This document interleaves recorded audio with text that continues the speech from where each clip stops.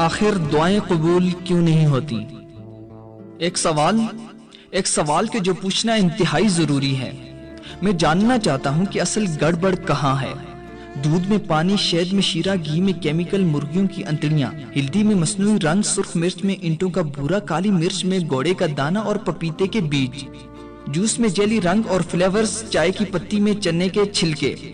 آٹے میں ریتی، چنے کے آٹے میں لکڑی کا بھوسا، پھلوں میں میٹھے انجیکشن، سبزیوں پر کلر، پیٹرول میں ایرانی تیل، بچوں کی چیزوں میں زہر آلود میٹیریل،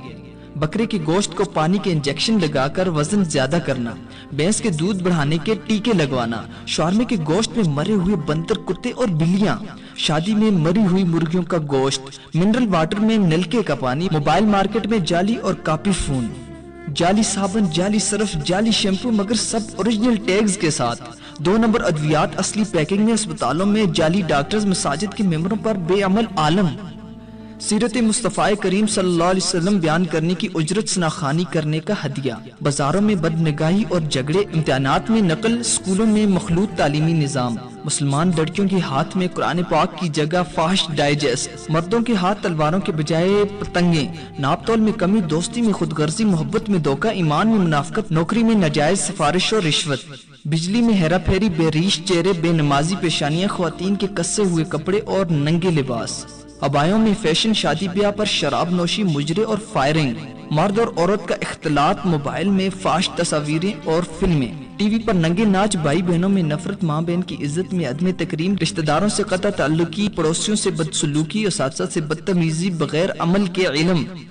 مساجد ویران اور سینما گھر آباد، میاں بیوی میں نفرت، بچوں پر سختی، غربت کی آزمائش میں چوری، امیری میں تکبر، اپنے علم پر غرور، روزی میں حرام کی آمیزش، جھوٹ نیکی سمجھ کر بولنا، ڈکیتی، فراڈ، دھوکہ، رہزنی، عبادت میں ریاکاری، اخلاقی طور پر دیوالیہ قوم سے کچھ بھی بعید نہیں، حتیٰ کہ 20 روپے کے بسکٹس کی خاطر بھی قتل کر دینا۔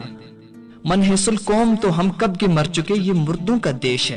ایک بے سمت ہجوم، ایک ایسا ریوڑ جو 7 اشروں میں بھی اپنے درست سمت کا تعین نہ کر سکا۔ ان تمام باتوں کے بعد حیرت زدہ اور حیرت کدہ ہوں کہ ہم صرف حکمرانوں کو ہی غلط کیوں کہتے ہیں۔ کیا آپ نے نہیں سنا کہ ظالم اور جابر حکمران کب اور کیوں مسلط ہوتے ہیں؟ کیا ایک پل کو ذہن اور دل نے یہ سوچا یا محسوس کیا کہ ہم خود کتنے نیک ہیں؟